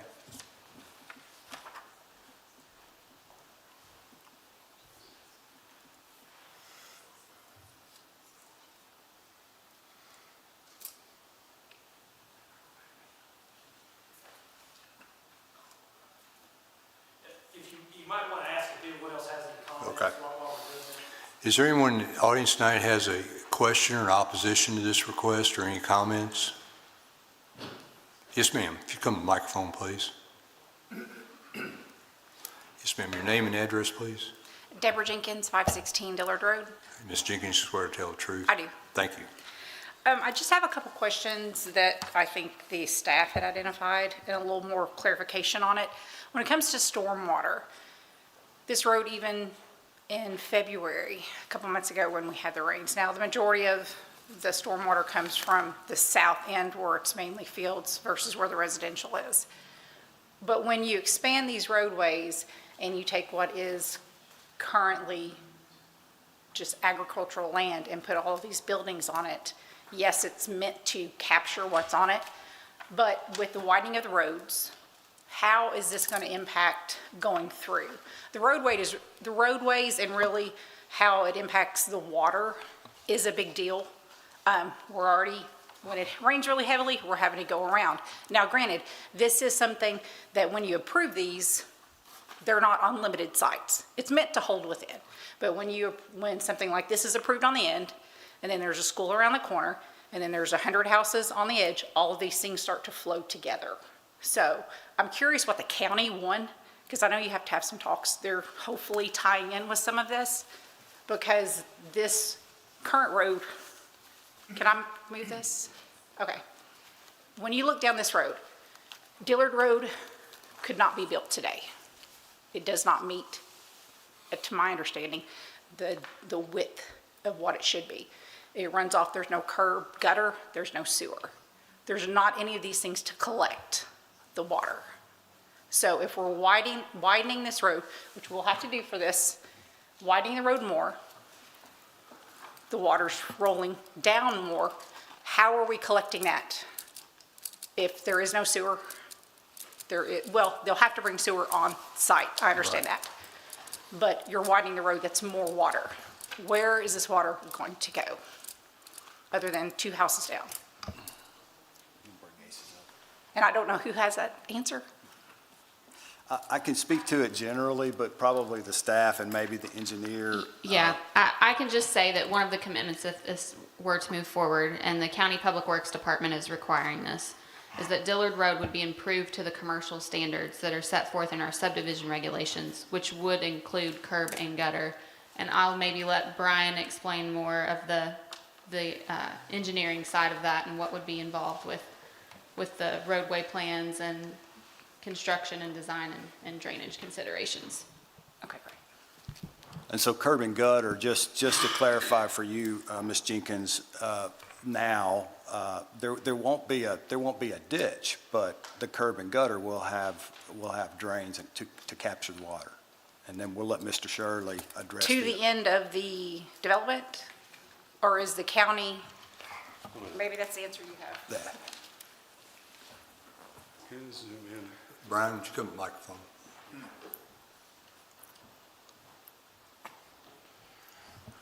Brian Shirley, 1136 South Park Drive, and I do swear to tell the truth. Thank you, Brian. Thank you, Brian. Sure. So right now we're identifying 2 areas for stormwater. One is on the northern part of the site, and the other is on the southern side. So all the road improvements that we're going to be doing are going to be to the north side. There's going to be a curb and gutter, and it's going to drain into that blue area. Now, we cannot let water run off of here post-development any faster or more than what was pre-development. That's state requirements. We can't do that. So we can only let the water off at the same rate once this is all built that it was going initially. Now, the curb and gutter, when it flows down to the end of this parcel, will it end there and then run into a ditch? A very small section of that will go into a ditch. Okay. But we're going to be collecting more than what was going there now into this basin. Including the changes on the road? So it will all go into here and will not be running into their land? Correct. Okay, I have 2 other questions. All right. Well, I don't know if you have the answer then. This may be part of the transportation question. When they're going through, because it's hard with the lines, Right. will there actually be a center lane, a right lane, left lane? Because there are 3 different points of entry on Dillard Road. And you have, especially in the mornings and the afternoons, you already have queuing from the light way back, probably to where that back road already is, that would go into where the apartments are. Right. And then further back, and once we get the new Summit Elementary School built, then that's gonna be both directions. So from the first access point on Dillard Road going towards Nashville Road, there's going to be a dedicated right turn, a left and through, and then a receiving lane from Nashville Road. will there be any improvements at the light? Yes, there's going to have to be improvements at the light. Because right now, it's chaos coming across with all the neighborhoods across and on this end of the road. So there will have to be a dedicated left-hand turn, probably. That's going to be up to the transportation cabinet. Okay, but you all will be working with them to figure it out. Absolutely. Yeah, we have to do what they're going to tell us. Okay. And then the third point really is more for my neighbor here, because it impacts him more than anything, because he is on the scale with it, is when it comes to the density that they're looking at, 3-story, and then no more than 8 units per building, not the 24, or I'm sorry, 8 units per building, not the 24 as proposed. Will this be 3 stories high to his backyard? How do you? This is initial concept. Okay. And yes, these are proposed to be 3 stories tall. Okay, how do you create a buffer onto a residential that's right next to it when it's 3 stories high? It's going to be a lot of trees. Is that why it's turned? Because normally they have patios or they'll have Right. something off there. I'm not connected directly to it, but on his behalf, is that why they're turned sideways? Because there were some questions whether they should be turned toward Dillard Road or whether they should be turned toward Nashville Road. This is just a layout, just purely conceptual to show the commission how many lots or how many units could fit on here. Okay. The final development plan may not have this many. Because if they're turned that way, at least theoretically, he would not have a balcony, rows of balconies facing his property. Correct. So, I mean, development's coming, we know that it's coming, but it's just how it impacts the things around it. And really, I mean, my push is when it comes to the county, because Nashville Road, you only have one-way turn in, one-way turn out, so Right. you can't do the left, because that would be disastrous. But the three main points are on Dillard Road. Correct. And that is a very old county road, and then all the things around it. So that's why the county piece of it is so important too, which is not tied to your development, but half the commission here was appointed by the county. So I'm hoping those conversations are going back to them. I'm trying on my part, And Chris, because it impacts more than just this property. Mr. Davenport was talking about all the different people working. He did not mention the county public works director, who's been very instrumental in all of this. All right. Thank you so much for your comments. Okay. Thank you. Chris, you want to come back to the microphone? Yeah, and my apologies to Mr. Moore, Mr. Josh Moore, because I should have included him on my list of people I was thinking. Talked with my client, and I can revise 5. I think this will make a lot more sense to you, Mr. Graham, and everybody else for that matter. This is number 5 in the HB development conditions. First of all, it should say no building, not no property. No building shall exceed 40 feet in height. The facades of all buildings will be constructed with LP Smart siding, brick, masonry, hardy board, stone, glass, stucco, similar modern masonry material, or painted split-face block. Vinyl shall be allowed in soffits only. Painted split-face block shall be allowed on rear facades only. Roof level HVAC equipment shall be screened from public view. The painted split-face block on the rear facade is primarily, that's a desire of the anchor tenant, the main tenant in the HB. That's how they construct the rear of their buildings. But it's only the rear facade? Only the rear facade. Got it, okay. And I can have Mr. Kelly step up and agree to that condition when the time is right. Okay. Hold on. Any other questions, Mr. Davenport? All right, if you would call your, Dean, that gentleman, I think, had a question. Did you have a question, sir? Oh. okay. All right, yes, sir. Your name and address, please, sir. Brian Kelly, 6937 Brittany Ridge, Cincinnati, Ohio. All right, Mr. Kelly, you swear to tell the truth? Yes. Thank you, sir. Mr. Keller, are you STNL Development's representative here tonight? Yes. Did you hear the revised conditions regarding exterior materials I just read? Yes. Do you or your employer agree to that? Yes. Thank you. All right. Okay, Commissioners, we've heard the new development plan conditions, so we'll call for a motion, please. Oh. Testimony, we kind of went on pause while they went into Okay, I'm discussion sorry. and then came I'm back. sorry, sir. Come on up to the microphone. I'm sorry about that. Your name and address, please, sir. Ricky Woodcock, 394 Dillard Road. I swear to tell the truth. Thank you, Mr. Woodcock. My main concern is with the apartment buildings. This is my property line right through here. And then my neighbor's is here. With any development, when it's commercial, I don't care what they have, if they have a trash compactor or whatever, what is going to be done to keep that development from the trash and the noise being in our backyards? Is there going to be a fence like there is around Home Depot? Mr. Davenport. So, and your name, sir? Ricky Woodcock. Mr. Woodcock. So Mr. Woodcock's question is, what type of buffer is going to be between, and he referenced a commercial property. You know, I just want to point out, that is not a commercial zoning. The commercial zoning is up in here. So, and I understand where Mr. Woodcock's coming from.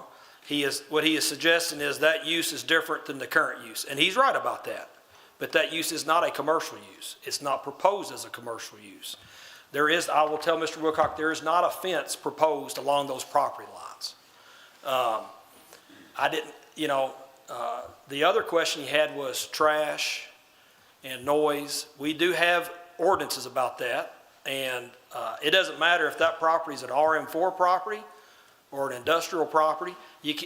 There are ordinances about maintaining your property and keeping trash from your property off other people's property. I'm not routinely involved in that, but there are ordinances about that. And it looks like Rachel maybe.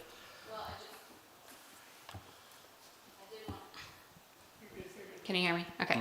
I did want to clarify that regarding noise, that this property is in the county, and the county doesn't have a noise ordinance. So I just at least wanted to state that on the record. As far as the zoning ordinance is concerned, we do have requirements for screening of your dumpster area. It has to be enclosed on 3 sides with a gate that opens on the front.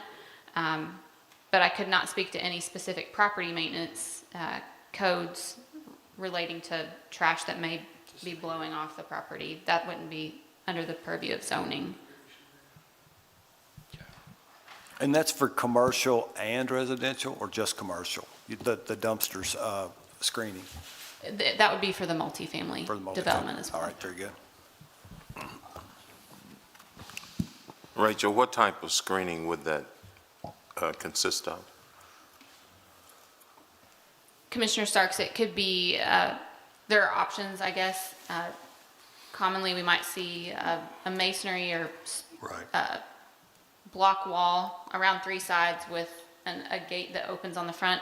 Sometimes it's just more of like a privacy fence material that would go around the 3 sides. Okay. But it does have to at least come up to where it would be taller than the dumpster structure itself. Mr. Woodcock? I know a few weeks ago there was a meeting on the new Dollar Market that's going to be on Russellville Road. And I actually worked with a gentleman that lives behind it, and he had requested a privacy fence between the property, and it was agreed to.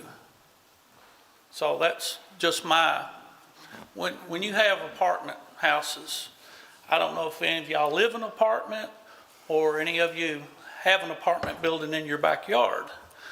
We all know what happens at apartment buildings. There's noise.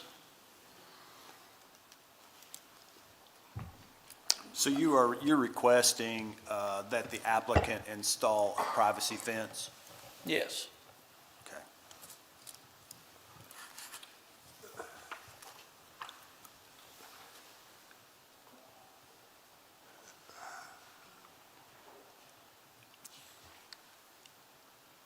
And where are you requesting a privacy fence? Along the entire length, or at the intersection of your property and? Probably from here back. Okay. Okay, thank you. Thank you.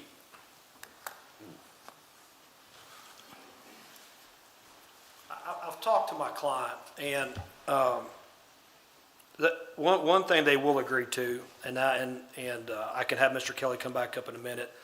He referenced the Dollar General store out Rich Pond Road. I did that application. We committed that the dumpster pads would be screened on 3 sides by painted block. We'll agree to that here. My client is not going to agree to fencing all these property lines. And I must point out again, this is between residential uses. This is not industrial or commercial and residential uses. We're talking literally about fencing hundreds and hundreds of feet between where people live and where people live. The other thing I want to point out, and I'm going to be frank, what does a 6-foot fence do when your development's 3 stories? I mean, there's nothing preventing those homeowners from putting a fence up if they want to do that, if they think there's value to that. But again, the ordinance doesn't require, these are not incompatible uses under the ordinance. That's the best way I can put it. So you're referring to that, I remember the previous one, and the reason your client agreed to the fence was it was a commercial separating a residential, but in this case, it's 2 residentials. 2 residential properties. Can you hear me? Okay, yeah. I do need to clarify that when there's multifamily development next to single family, that there are increased landscape buffer requirements. So there is a 10-foot landscape buffer that is required between. That will be in place here. Yes. Yeah.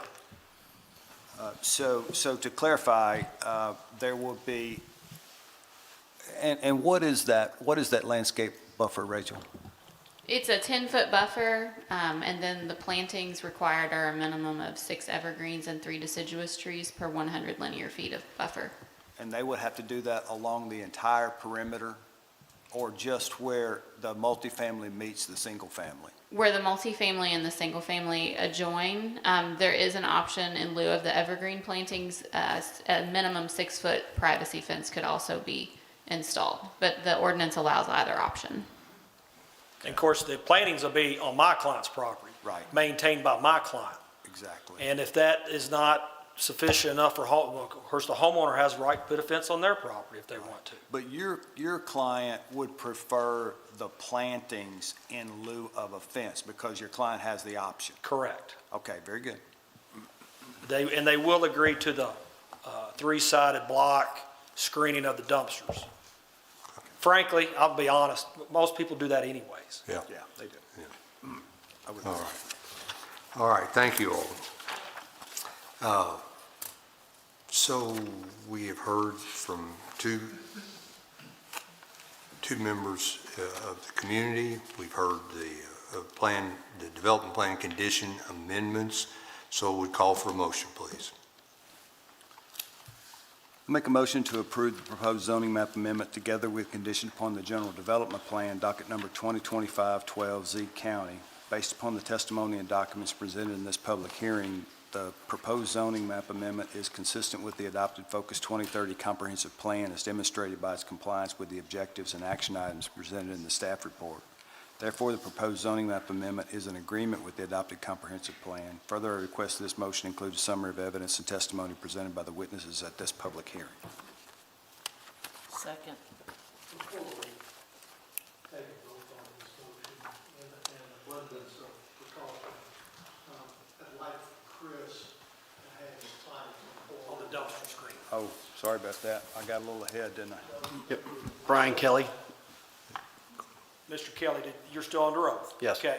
Did you hear what I read about the requirement to screen any dumpster pads on 3 sides with a painted block? Yes. You agree with that? Yes. All right, so we had a motion And a second. and a second, and Matthew, if you'd call the roll, please. Commissioner Green? Yes, sir. Commissioner Shaw? Yes, sir. Commissioner Starks? Yes, sir. Commissioner Vitale? Yes, sir. Chair Warren? Yes, sir. This planning commission final action in 21 days unless a request is made to the legislative body to hear the item. Mr. Peterson, do we have any old business? No, sir. Just one quick reminder, we do have our transportation plan public input round 2 that is active right now. We had a meeting, face-to-face meeting last week, or maybe it was early this week, I don't know anymore, on that. But if whoever was unable to attend that meeting, we do have that up on the transportation plan website now that you can get through our website, which is warrenpc.org. There's a link to our transportation plan at the top. A video podcast is available on that kind of goes over the results of that first round and what we're doing with the second round.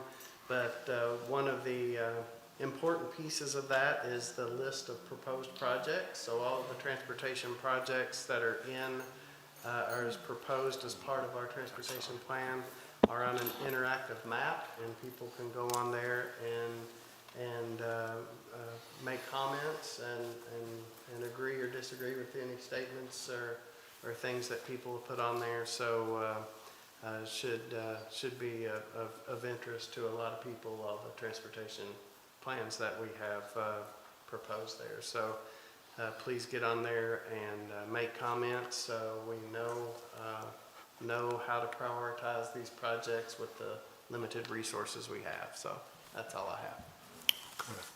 And we will not have our April the 4th meeting. Third, so, yeah, April 3rd, so we won't have that, and then we'll have one on the third Thursday in April. So hearing no other business, we stand adjourned. Thank you, Commissioners, for being here tonight.